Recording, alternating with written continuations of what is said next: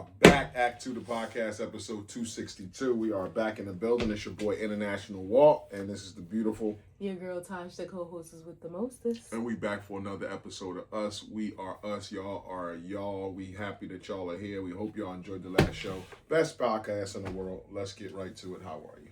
I'm good. Yeah, I'm good. Mentally, I'm like an 8.5. Feel good. Whole show in media. Damn. Look at you. Yeah, feel good. Feeling better than each day. So that's that. Finances an 8. Thank God for his blessings. Thank him so much for his blessings. Work is 0.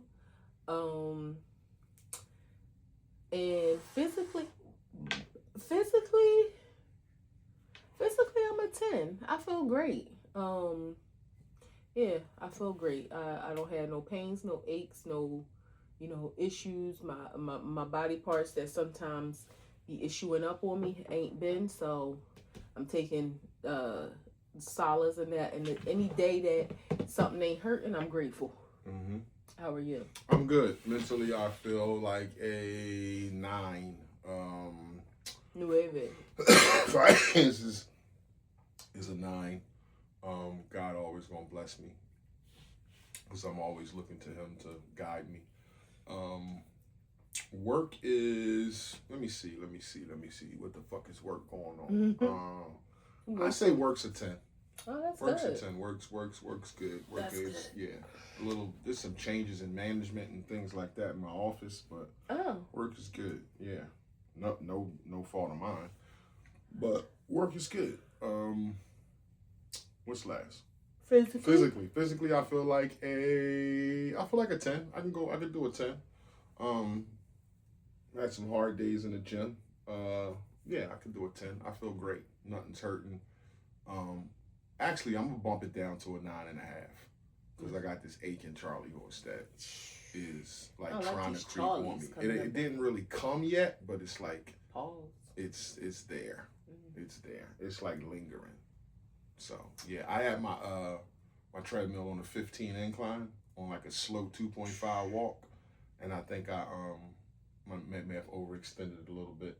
You think it'll help if you do those rollers? Because they hurt, but they feel good. I think the jagged help ones, the muscle like break up that get lactic acid tightness in there. Yeah, I think so. Yeah. I never really did that, but yeah, I might have to. Yeah, they hurt, but they don't hurt. They hurt you. It don't feel good. I actually like them. Really? Yeah. I actually like the rolls. No, it's like, I don't know, it's like a meat tenderizer. Yeah, but your body weight and you just rolling across, so you got to find a sweet spot and just work that. I've only done them a couple times, and it was like, you have a really sensitive back. Well, I've never done it on my back. I don't like nothing like that on my back. I've done it like on my thighs before, and it was like, ow, this hurts. Like, yeah. Too soft to think. Wows and woes? Wild this week is, our baby's been home. And that's been great to come home to her. I know we had some conversations around expectations and things like that, but it's just great to come home to my wife. Like, I've never had that in the sense of like default. Like, she's, she wouldn't be here if she was doing something else. If she was working. But the fact that she is here, it's a joy to come home to somebody and be able to talk to somebody and, just hang out with your wife and, ask her what she ain't been doing nothing, but ask her what she been doing. Because usually when I come home, she's in the office working, and that goes on for a while, a few hours more than, when I'm sitting home. So it's just good to come home to somebody and her be like here and present. So that's my wow. Whoa. I ain't really got no woes. My man at work going through some shit, and I hope he comes out of it. Some things with his kids. I don't want to get too deep. It ain't my story to tell, but he's a friend of mine, and I hope that he gets through what he's got to get through with his kids. It's a serious situation, but I hope he comes out of it, the way he's supposed to. when it comes to his kids, he really gets bogged down, and he's different. Yeah, And as yeah, he goes all out for his kids, right, wrong, or indifferent. So take that as it may, but I hope things work out for him. Yeah. Did you want to ask me? Yeah, House and Willis. That's why I was kind of looking. I didn't know there would be like a, well, I thought stopgap there. You would formally ask me, No.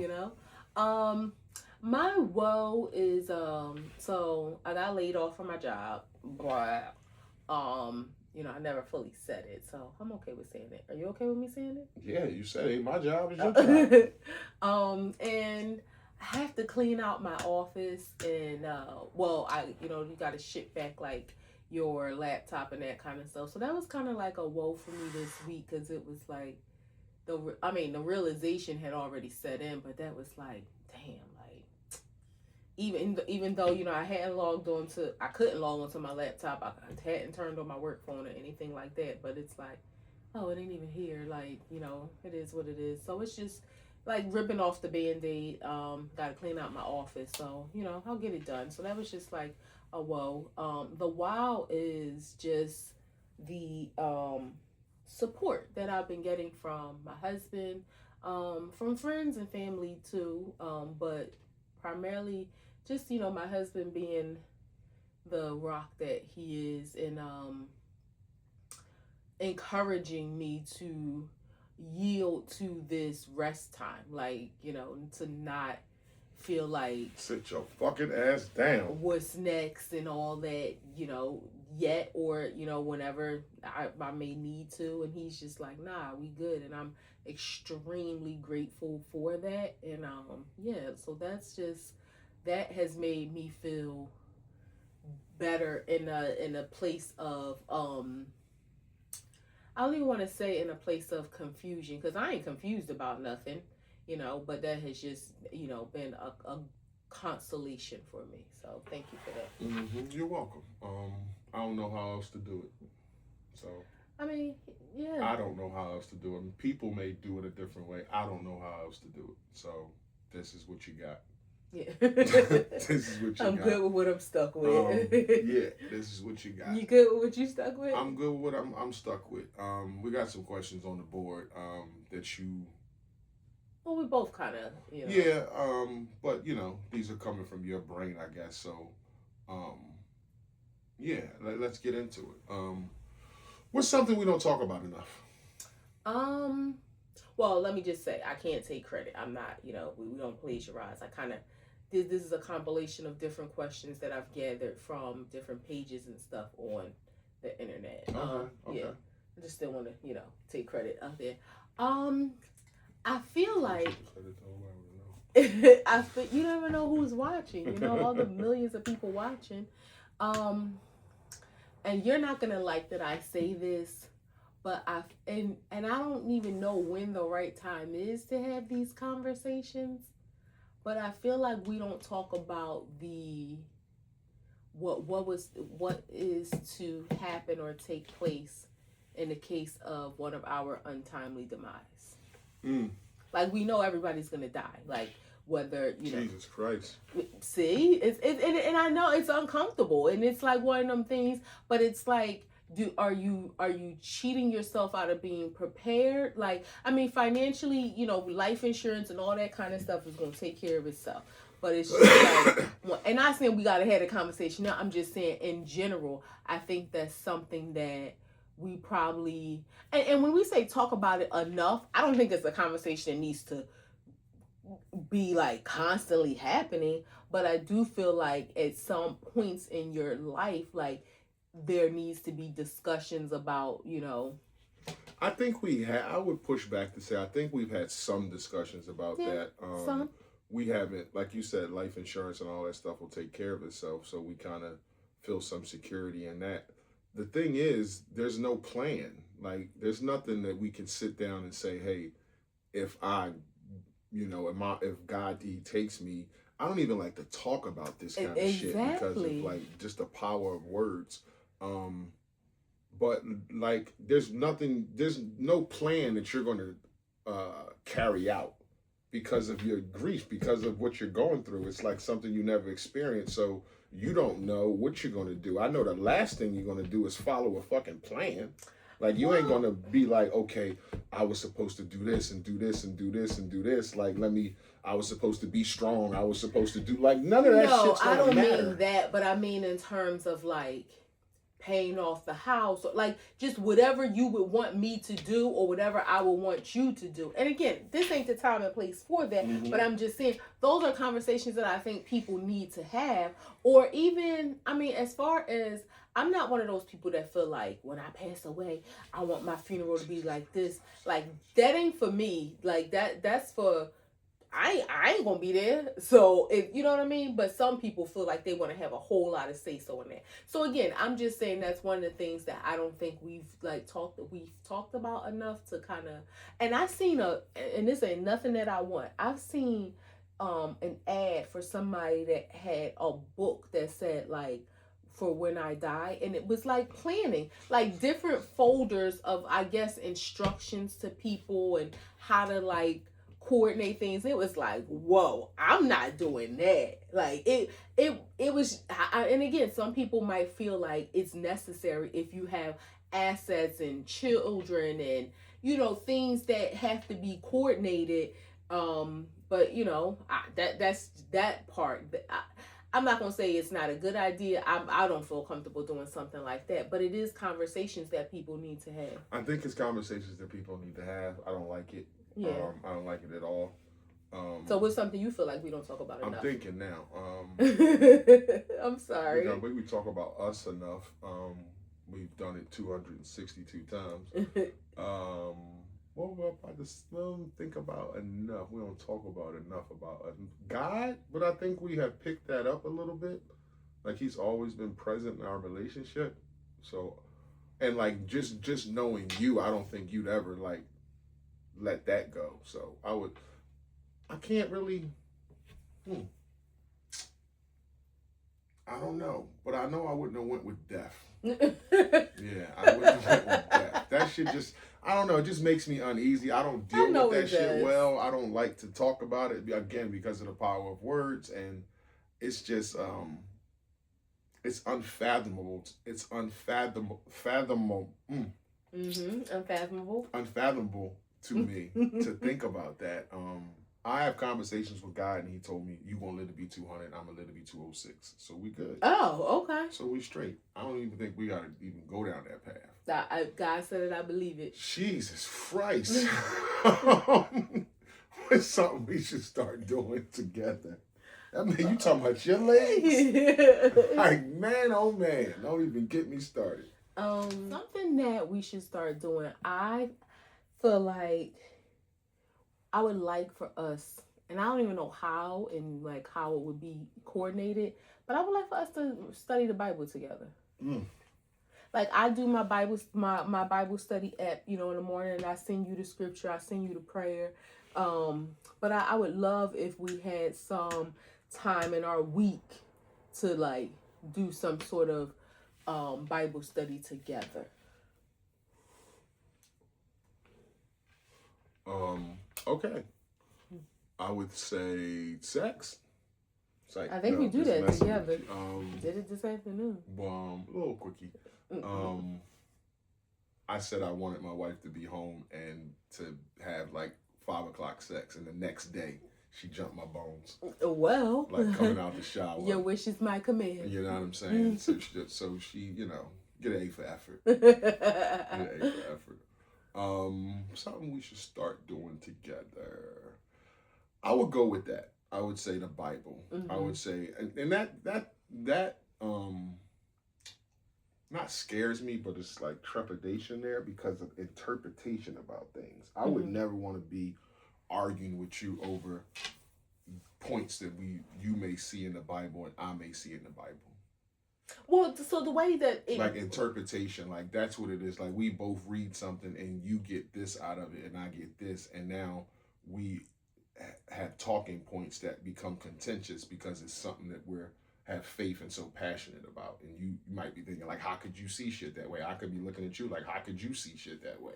And I just don't want it to be something that ever Yeah. has a contentious conversation with us. That's all. Well, the way I would envision it is not like us reading it and then just going about our own, like to have some sort of guide to break down what we read, to, not just saying like, hey, what did you think this meant? Or what did you think this meant? Like we could be, I know it's a lot of stuff in the Bible.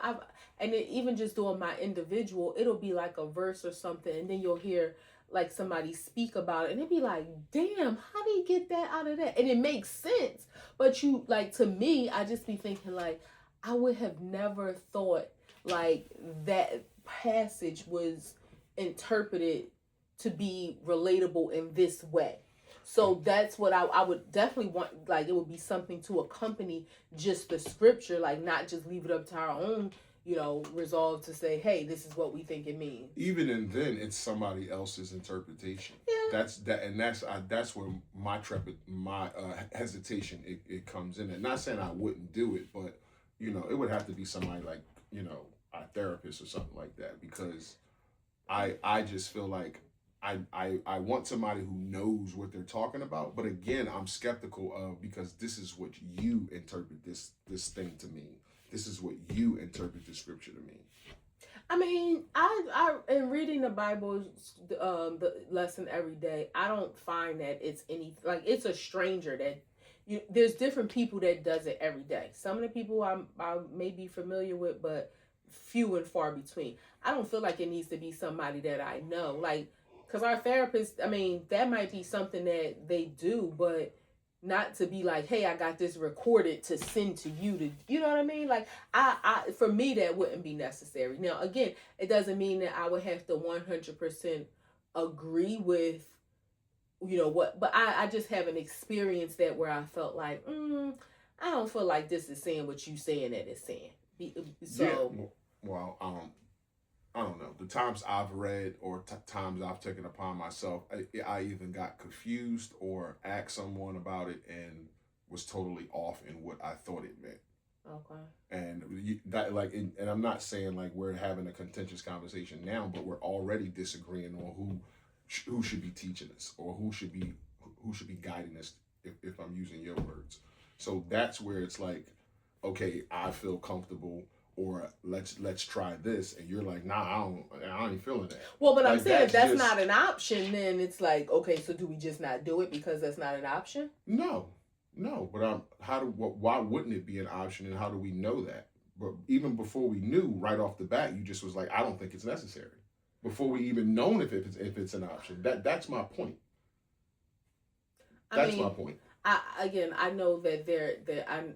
Yeah, we can talk. I know, because I know you ain't going to nobody's church for Bible study, and I know that it's not always a virtual option. So that's why I feel like, it can kind of get kind of muddy if you're limiting your resources to one person. And who would your resources be? Like strangers? Yeah, like, or it could be a book. It doesn't necessarily have to be like a physical person. Like they have Bible study. What do they call it? Like companions or something, like something where it's like, okay, this book goes along with the Bible, so like as you're reading this, it breaks it down into this. Like, it doesn't physically have to be a person that's guiding you. It could be a book that's guiding you through understanding what the scriptures are saying. And where'd the book come from? So it's a book that tells you what the Bible is saying. It's several different options. Yeah, like they have Bible study books for women, they have Bible study books for men, they have Bible study books for children, they have Bible study books for couples. It's all left up to a person to interpret. So, I mean, and I think that's the issue, is that something that I'm supposed to have such deep faith in, somebody else is telling me what it means. And if it's, I don't know, it's just conflicting for me, because it's like supposed to be God's words. And if you're telling me what it means because I don't understand it, how do I know you understand it right? Like, I don't know how you wouldn't have that that hesitation. It's almost like anything else in life, somebody can't just tell you something. Like, I've known you for a long time, but this particular thing, it's like you won't even, I guess, acknowledge that it's an interpretation thing, and what somebody else is telling you, you deem that to be true, or you No, deem I that to do be acknowledge that understanding. somebody could misdirect someone because of their interpretation. But I guess just from my own experience, I haven't encountered that. So Right. I guess if I was, and I definitely would, like, excuse me, like, that ain't really resounding with me. Like, I don't feel like that's like the whole thing. I remember growing up, my grandma went to this church, and they had the Bible verse painted, and I don't know the scripture off the top of my head, but basically saying like a man shouldn't dress like a woman and a woman shouldn't dress like a man. And you weren't allowed to wear pants as a woman. You couldn't wear pants in that church. The pastor didn't think that women should wear pants, period, like even outside of the church, but you definitely couldn't wear them inside the church. And I that interpretation, I don't receive that way, because I could wear pants and 100% be presented as a woman. So I don't take pants to be indicative of me dressing like a man. So the fact that that church interpreted that way, like, I was never with that. So, Okay, I get what you're saying, and I received that. But if you sit back and see that church, because that was your experience, but when you get older and realize, hey, it's a plethora of churches that interpret this the same way, where women can't wear pants. So you would think to yourself, is it me, or is this something that's convenient for me that I'm choosing, or is this the way it's supposed to be, and I'm just fighting it because I don't want to? Because I'm not the only one. Like I feel like in this moment, I'm the common denominator. I'm the person who disagrees with this, and everybody else says this is the way of the church. but not everybody does. I think. No, I'm not saying everybody. Right. I'm saying the people out there who do. But so when I see that, okay, there's more people that don't interpret it that way than do, then I'm going to gravitate to the people. Yeah, I mean, I guess it is a matter of what you feel comfortable with. If you feel comfortable with going what they say and you want to go that way, or if you feel comfortable with believing that God said, come as you are. And like, who are you to say? Where do they get that from? That part where they say that's in the Bible that you can't wear pants. It doesn't say that. That's what I'm saying. Okay. It says a man shouldn't present as a woman and a woman shouldn't present as a man. It doesn't specifically say pants, Gotcha. but that was their That's interpretation. Their interpretation Yeah. of it. And essence just saying men shouldn't be in skirts and the opposite. Okay, exactly. I get it. But again, now a man showing up in a dress, that's clear that you're dressing as a woman. A woman wearing pants, they have pants for women. So I think, and again, we have to think too, the Bible was written during a time that is different than today. Maybe then women didn't wear pants, but in today's society, that it's not the same. And I grew up in a church where it was come as you are, in a sense where you could have a woman in the street who is broken down and on like her last toe of being in or out of this world, and she wants to just go to church and all she got is pants. What you gonna tell her she can't come in here and receive the word? She can't come in here and be in the presence of God because she don't have a skirt to put on? She can't come into church and just pray or be prayed for, like that? That's your stance because she don't have a dress on or a skirt on. So that's why, I mean, again, I think in those situations that's a bit extreme, because I think like a preacher would let that person come into church. They turned people away from my grandma's funeral when they had. I remember my girlfriends Tia and Jay and I think Shakay came with them, and they had to leave and come back because I forget which one, somebody had pants on at a funeral. Like, so this is not like somebody's coming to church service.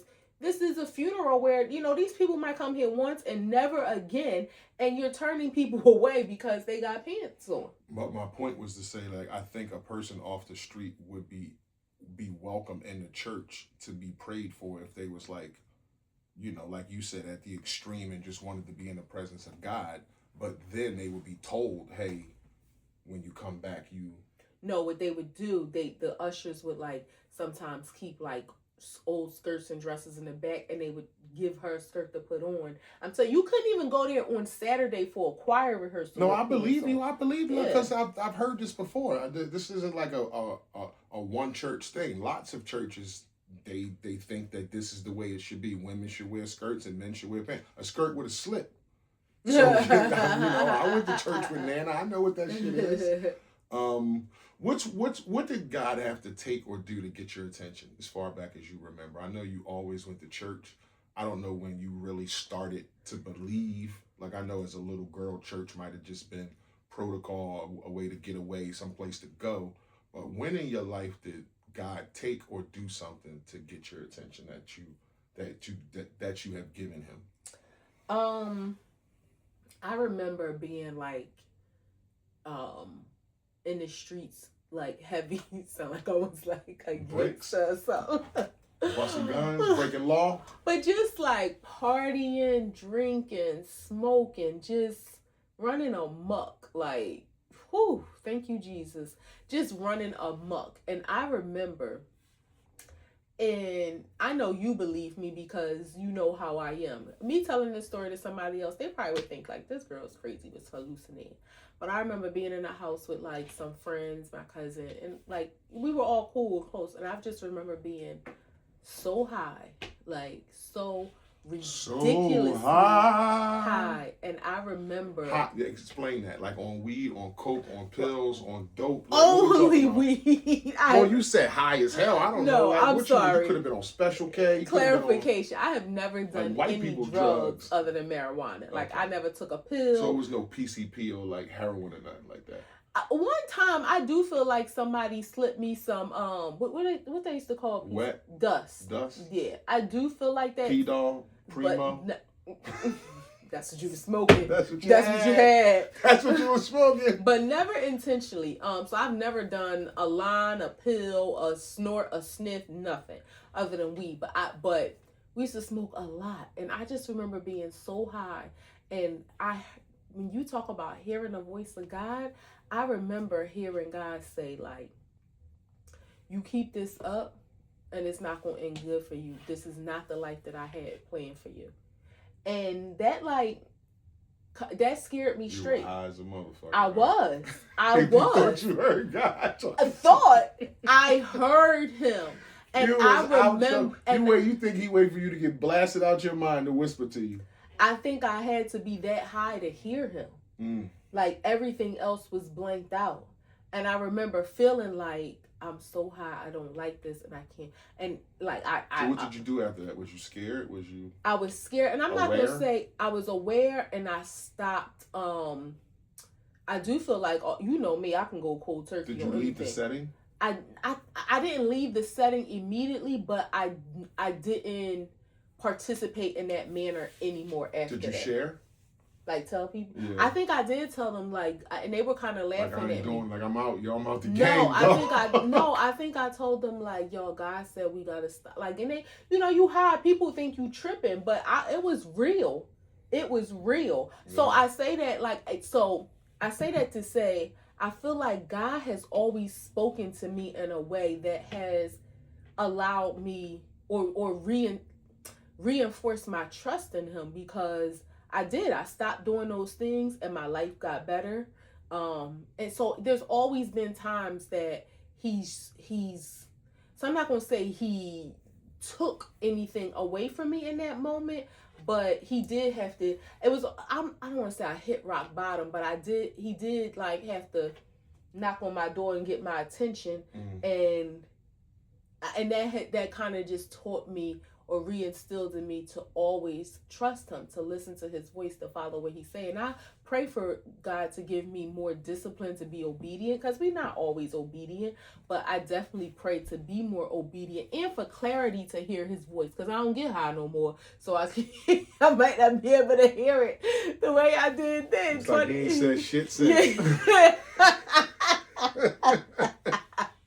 But in that moment, I had to be in the clouds, fucking close to him to hear him. Yeah, like, girl, like you out there, and I'm telling you now, it was almost like one of them things, one of the moments your grandma, I'm telling you, like, you keep playing out there, you're gonna get yourself in something you can't get yourself back from. And I took heed to that. Yeah. It was because it wasn't coming from like a person, it was coming from God, and I knew it was. Okay. You can think I'm tripping on you. I thought you was gonna believe in me. No, I believed in you. I just think you was high as hell, and you just hearing voices. But I'm glad you heard those words. Yeah. What about you? I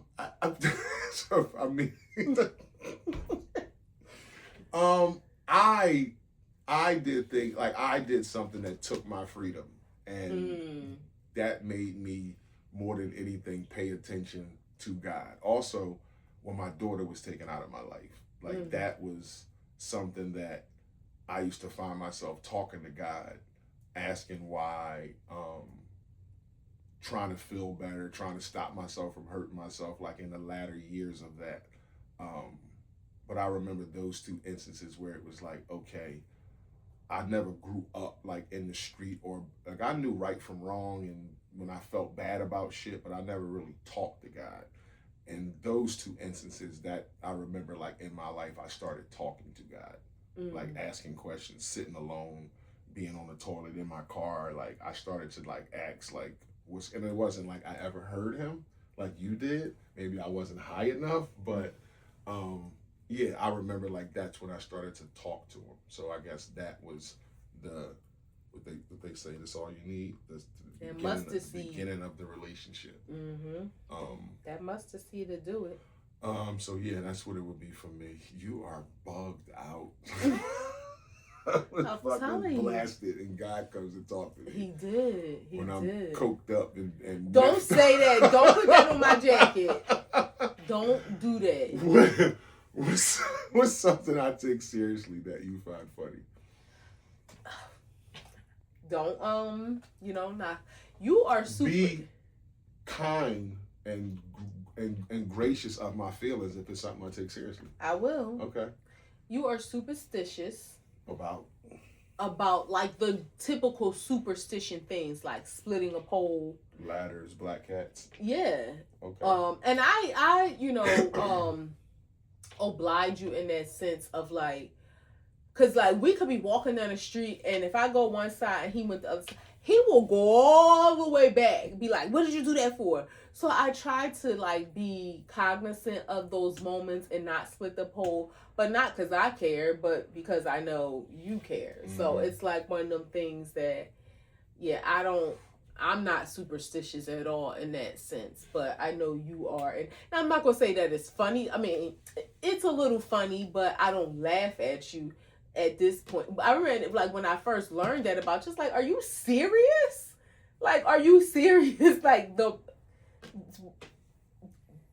we walked on the opposite sides of the pole. What does that mean? What about when you feel like you feel strong about? Well, that's why I said I oblige you so that you don't have to circle all the way back or something, or nobody should just be splitting poles. Like, stop acting like it ain't energy in the world. I don't know what these things didn't originate from anything. You don't have to understand everything. You don't have to understand everything. But yeah, you're right. I don't. You don't. Ain't nobody asked you to do a backflip. Just don't split a pole. That's like easy. You can poles are coming up. I just said I oblige you, I know. and when I'm aware, and even like the half poles that like going into the market or something, like the little ones. It's like what would you say about me? I know one, but I don't know if you JFC. And I don't find it funny, but you like get on me for saying JFC, like Jesus Christ.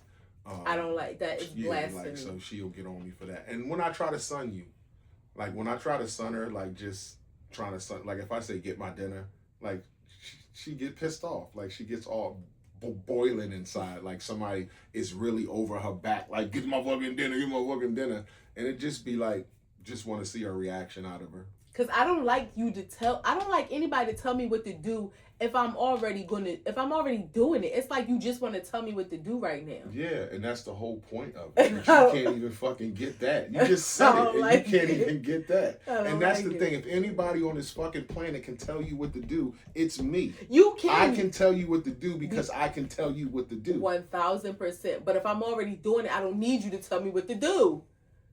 Like, I don't need you. And the whole point that I am telling you what to do from a room away, you get fucking... I just be telling... I don't need to hear that right now. Like, get the fuck or out of here. You'll be like, babe, dinner, you cooking? No, I'm in here tap dancing. No, because... What am I in the kitchen doing? Probably on the phone. Yeah, while I'm cooking sometimes. No. But it's like, I'm cooking. I'm in here, like... That's my own personal trauma I got to work through. I acknowledge that. Yeah. But we know what I thought you was going to say. And this is not something necessarily that you find funny. But I don't like when comedians make fun of special needs people. I never have. As a kid, That's some more trauma shit you got to get over. How is that trauma?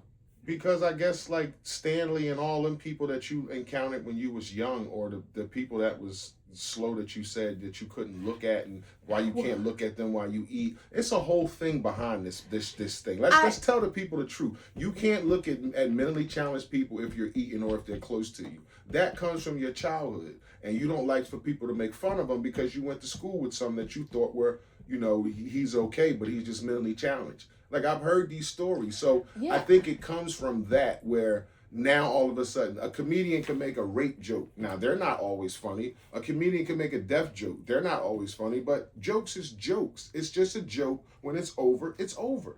That's not how the person really feels. You've laughed at darker humor than that. But it's like, this is where I draw the line, where you say, and it's like, nope, I ain't laughing at that. I ain't even looking. Why would you do that? You turn around and be like, your head be like this, like, nope, nope, nope. And it's like, come on, babe. Like, it's just a joke. I don't think that person could have a mentally challenged kid, a family member, and that's just how it's like no different from me saying that we had a gay kid. Yeah, we accept you, but we got jokes. We both got jokes. It's just something that I don't know. It's just me. I just never. And you know what? Too, like we have gone to, would you say 100 comedy shows in our life? Probably. And one thing that pops in my mind when they do make those kind of jokes is the parent of a mentally challenged person that might be here and how they might feel. Maybe I'm like too empathetic. Like, you're inclusive. That's why mentally challenged people go to comedy shows and want to sit in there. And well, obviously they sit in the handicap section, but that's why they go to these things, is because I want to feel like y'all can joke on me too, and I'ma laugh too. And you sitting there tight-lipped, being the Karen in the room, just because this person did an hour set and did 2 mentally challenged jokes amongst 50 other jokes. I just don't think it's You funny. Leave there thinking, yeah, he was all right, but them jokes he was doing wasn't right. Like, come on. It's just a joke. I don't know. It's just something. If our marriage was a sitcom, which one would it be? Big Bang Theory. Oh.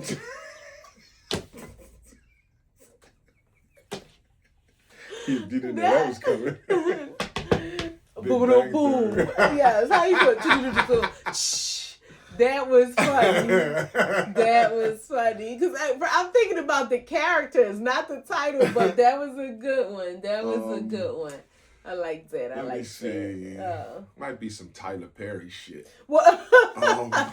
Yeah, it might be like some Tyler Perry shit. It's crazy because I thought about my wife and kids, even though technically we don't have kids here, but I just thought about the couple. But then when I start thinking about sitcoms, the men are usually like pretty like the silly, goofy ones, and I would think Martin, but I'm not as silly. Yeah, as that's Bernie Mac.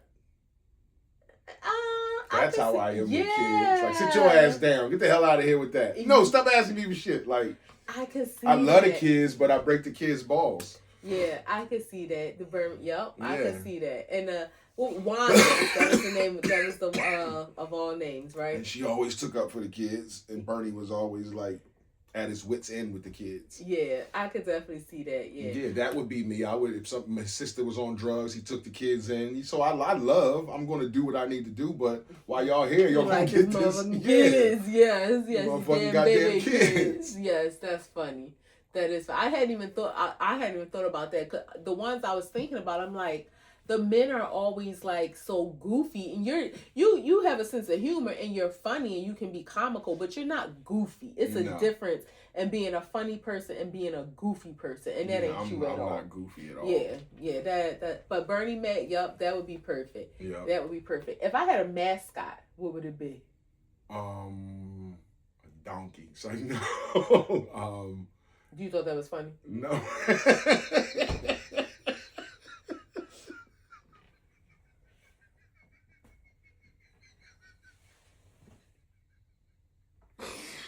A mascot. Miss Piggy.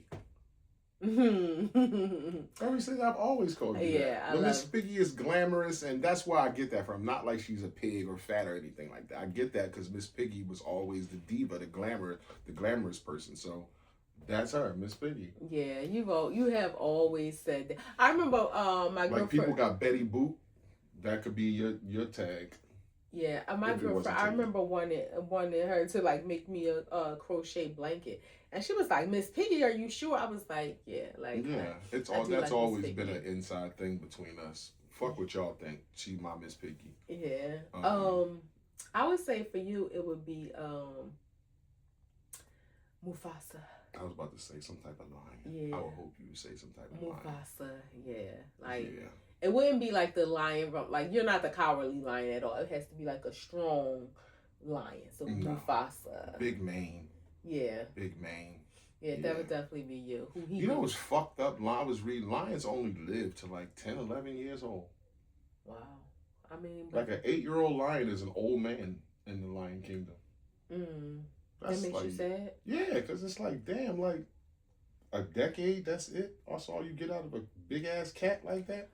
But they live a treacherous life in I their know, time. they do. It's like one of them lives, if I don't kill, I don't eat. Yeah, they live a treacherous life. Yeah.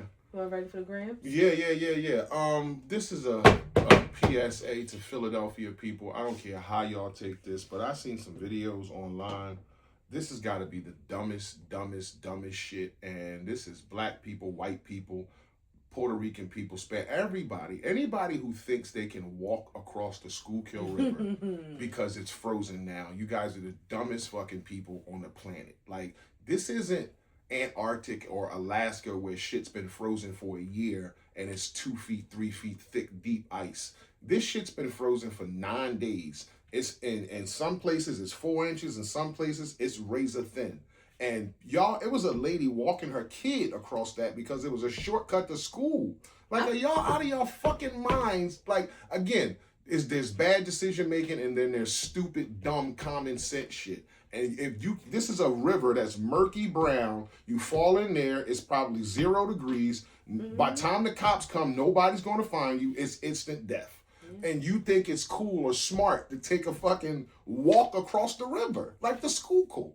That's just the dumbest shit I've ever seen. I posted that in my story. I didn't see it. That's the dumbest shit I've ever seen. These kind of people, and I have to say, I only seen people who do it are dumb. I don't care. I only seen white people doing it. I'm judging it. But I posted in my story and I said, people who don't care about their life like this scare me. Like, I don't want to be like, you have this lack of care about your well-being that you're willing to make decisions in life. You probably pay bills. You're probably in charge of kids, and you decide to walk across a fucking frozen river. And the people that I saw, they weren't like necessarily walking across. It was these 2 guys like out there, like, you know, dancing or whatever, like telling people, "Come on," and it was like, "Are you crazy? Are you you're out your mind." And again, when you have, to me, that's like people who drive without a seatbelt on, like. You drive 90 down 95 and you don't wear a seatbelt. Like, when you don't care about your life in that way, stay away from me. Because you don't give a damn about my life. Dumb shit on the internet every day is entertaining for me. But that shit stopped me in my tracks. Like, whoa, this is the Schuylkill? Like, the whole river isn't solid. This shit ain't been solid for, like, it ain't been 9 degrees for a year straight like it is in these cold places where the ice is so thick. People, like, that's just the dumbest. You don't care nothing about your life or your family or your kid. And the person who took their kid across there, you're the dumbest. You're the dumbest. I feel like, God forbid somebody falls in, their family will be trying to sue, saying, "Oh, the city didn't block it off," or, the city should have had some sort of barricade so people can go out there. No, it's your family member's fault if something happens to them. Like, with all the stuff going on in the city, we shouldn't have to have police patrol the river to make sure that people don't walk across a river. No, and there's signs up there for drowning, but again, that ice could be 6 inches here, 10 feet away. That shit could be a half-inch thick. Yeah. You can't trust that shit. And the current's running underneath. Yeah, so it's moving water. Keep it from, like, completely freezing solid like that. Yeah, I just never thought that people... First of all, the rivers are nasty, dirty. I just never thought that people would think it was okay to even play near there. That's just gross. I did as a kid when I was 12, 13 years old. There's a raft out there on Kelly Drive, and my cousin, R.I.P. to him, and my older brother was out there playing and jumping in that water. Like, just I don't know. Like you got to learn, and we learned then. This shit ain't to be jumping and playing in. Like this is. And I think we got sick and all kinds. Of had colds. Like you can't be out there. And again, if you drop through that ice in the middle, the moving water underneath gonna take you under more ice. And by the time somebody calls the cops, you're gonna be in fucking Abbotsford somewhere. Yeah. Like you know, you got to be out your mind. You'll never get found. Yeah. You won't get found in That's there. sad. How they gonna see you? The water brown. And like I was about to say, the water brown and the fact that it is frozen in places, the rescue boats that they would have not going to be able to easily navigate through the water. They don't know where you went. They don't know if you went under, went left, went straight, went right. You could be at the goddamn at the Burlington Bristol. You done went in on Kelly Drive. Now you at the Burlington Bristol. Yeah, yeah. That's just the dumbest shit ever I've ever seen. Yeah. Next round. Super Bowl pick. Super Bowl big game this week. New England and Seattle. Are you excited about it? It's like not a good marketing a game. Like there's no star quarterbacks in the Super Bowl. Okay. So that's kind of why it feels lackluster. Yeah, but I'm sure it's gonna be a good game because it's the last two teams and they're just the best of the best. I'm ready to see Bad Bunny. New England is back there. I'm not gonna watch. Oh, I'll probably glance at it, but the guy's singing in all Spanish. Yeah, I'm looking forward to the showmanship because I hear he does a great show. Yeah. Yes, I am looking forward to that. What can you do in 13 minutes, Bad Bunny? So let's see what he does. Yeah. But yeah, Super Bowl picks. I know you don't know who the fuck playing or who doing what, but what color team jersey you like? I like I did tell you I like Seattle jersey. That lime green hitting. That lime green with the navy blue. That's a good look. That's who you think gonna win? Yeah. You going with Seattle? I'm going with Seattle. What's the score? I'm gonna say. Okay, tell me this. What was Seattle's record at the end of the year? I don't know offhand, but they have a powerful offense and a great defense. What was the Patriots record? I don't know. They got 17 games now. I don't know off the top of my head.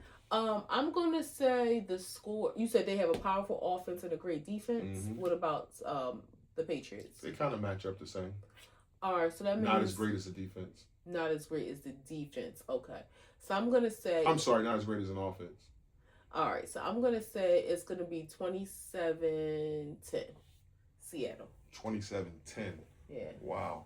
I'm gonna go with Patriots. Bill Belichick was turned away from the Hall of Fame this year. First ballot Hall of Famer was turned away. I don't know how the fuck that happens that he don't get in on the first ballot. What? And Robert Kraft, the owner of the Patriots. So these guys got 6 Super Bowls. So I want to see them. It's good to see them back in the Super Bowl, although they dominated all those years. Wait, do you think Belichick was turned away because of like the when they said he was cheating? I think that's it. And the people who vote on the entrance of the Hall of Fame are reporters, and he gave terrible interviews. He didn't talk.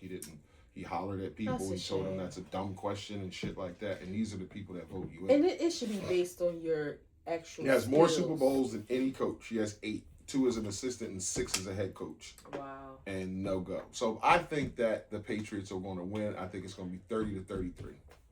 Oh wow, that's a tight game. Okay. Yep. I think it's going to be a good Super Bowl, go down to the wire, and I think it's going to be 30-33 Patriots. What you thinking about you want for? Well, see, Super Bowl food, Super Bowl snacks, that's really a farce because the Super Bowl comes on at dinner time. Comes on at 6. Yeah, that's dinner time. So we ain't like eating snacks, but like what snacks the you want pregame stuff leading up to it? Yeah, it's like the stuff you eat in the afternoon. I don't know. Maybe just some. See, it sucks because it's like I don't really want to indulge in those kind of foods no more. Yeah. You know, I don't want to sit and just eat a bunch of wings or shit like that. So I'll be wanting like seafood, mussels, and things like that. Yeah. Back in the day, it would be like make some sliders, make some wings, drop some fries, like. Yeah. And I would sit and have a feast, and it would be great. But I'm not trying to gain 5 pounds watching the Super Bowl. I'm not. I think I'm gonna make me a small thing of taco dip. Taco dip. Yeah. What's that? It's like a little ground meat. I'd probably use ground turkey because I don't eat beef like that. A little salsa, a little cheese, and you cook it in layer and you melt it and you eat it with like a tostito or something. So I don't know. I might. That's what I was just thinking about. Like it, it's good protein, but we'll see. I don't know. Or might make like a homemade chipotle. Maybe I'll do his homemade chipotle bowls. No, I don't want that. Okay. If I'm gonna have Chipotle, you'll mess Chipotle up. Because you'll like mine's better. No, I like Chipotle's. I really do. I don't know if you're gonna make it like that. I'm sure yours will be great. Um, but no, I don't want you to make a Chipotle. Okay, I'll make Maybe me. you make yourself one. I'm gonna make Because me. you putting like guac and avocado and shit in there. I'm gonna make me. No, that doesn't go in taco dip. I'm gonna make me taco dip, and then whatever you want, you tell me, and I got you. Last grant Patreon. All so four is yours. I have a problem with this paid content Paywall is called in the business. and it's not just Patreon. Like even with people who have like Instagram pages, and then you can subscribe to their content. And most people I think is like $5. There is nothing on social media that any content, anything anybody is saying or showing or doing that I want to pay for. Now, when it comes to podcasts, I know there are some podcasts that give you like their shows on YouTube, like us. And then they have a paywall, like a Patreon subscription, where you get like some a little extra oomph. Maybe you get some behind the scenes action. Earlier. You get like that. If I can't watch it on Wednesday and I gotta watch it Thursday, I'm okay with the curse words. That's a part of it too. Okay. On YouTube, you can't do all the curse words. They bleep that out. You may get some special episodes with special guests. I get it. But to have a show that is only on Patreon, I think is crazy. There's a new podcast that started with somebody who, I enjoy their content and their material on other shows, and I really was and this is the crazy thing. He knows it ain't many podcasts that pique my interest, because She don't watch podcasts. She do one, but she don't watch podcasts at all. I feel like I don't always feel like people talking. Like, to me, it just feels like I don't want to have a 3-hour long conversation with anybody but my husband. Like, so to watch podcasts and just be enthralled in these people's conversation, it has to. But the clips that they put out of this show really piqued my interest. And the funny thing is, not only do I not watch podcasts, I especially don't watch couples podcasts, because while I do feel that there is some value in, hearing how people navigate in their relationships, I don't take advice from relationships from other people like that. I don't ask for advice, and I don't. Your thing ain't my thing. Yeah, and I don't necessarily care how you operate in that. But not only was this a podcast, it was a couple, and it really piqued my interest. I was like, oh, let me go see how to watch Patreon. I gotta pay $10 a month. And that just like, I'm not gonna watch it. I'm not gonna see it. I refuse to have a bill for social media content. I refuse. If you for a person that's into podcasts and have one, it's if you build an audience and you make your content and give them extra content, stuff that other people can't see. If you go live and shit over there or whatever, it's your audience will come over there, and you. It's almost like you have to think independently and tell your audience that what I'm giving you has value. Yeah, I get it. And again, you would pay if Mia Ray said, "I'm going to advertise this dope line of product that I have, or all my products moving forward on Patreon, and it's going to cost my people, my fans, $1 a month or $2 a month," you would pay that because you like Mia Ray. That's important to you, and you would be like, "Oh, this is the only place you can see her stuff early, and I can get a chance to buy some of this stuff, and it's $1 for every 30 days." You would be like, "I spend more than that on other bullshit. Well, let me pay this $1 so I can keep seeing Mia Ray." Mia Ray has a subscription, like you can subscribe to a extra level on Instagram. It's probably $10. It's $5 You're not per gonna month. pay that. That's why I put it down to $1. Subscribers. She has some of her products come in purple, so certain bags, purple, scarves, purple. Only the subscribers have access to buy that stuff. One time she did a thing where it was, I think it might have been around Thanksgiving, whatever it was, she did a thing where it was like she opened it to everybody, but that was like the first time ever, and it was like for a weekend only. But only the subscribers can buy her bags in purple. And guess what? I just won't have anything in purple. I understand what you're saying but I'm saying if she said it was $1, I may be, but then you're in the category of paying for content, and if she has 100,000 people give her $1, that's $100,000 independent to her. And for me, it ain't even about I'm not looking at it like, oh, I'm not trying to help you make money, because I get it.